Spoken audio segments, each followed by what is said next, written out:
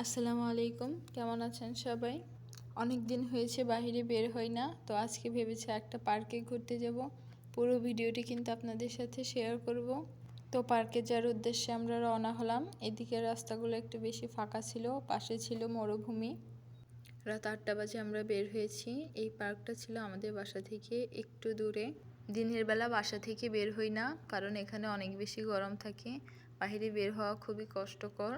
কিন্তু রাতে পার্কে এসে মনে হচ্ছে সৌন্দর্যটা ভালো করে বুঝতে পারছি না। পার্কটা ছিল অনেক বড়, এখানে অনেক পরিমাণ জায়গা নিয়ে একটি পার্ক হয়েছে।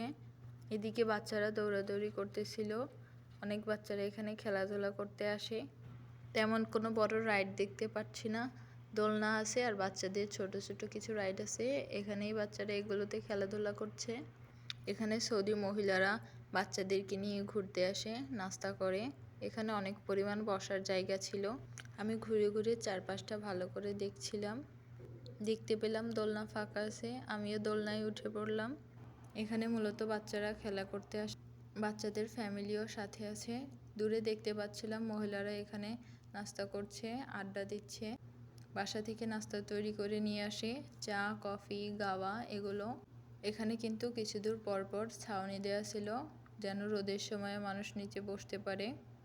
চারিপাশে অনেক লাইট ছিল, কিন্তু আমার মনে হচ্ছে অন্য পার্কের তুলনায় এই পার্কে লাইট কম, জায়গা অনেক বেশি।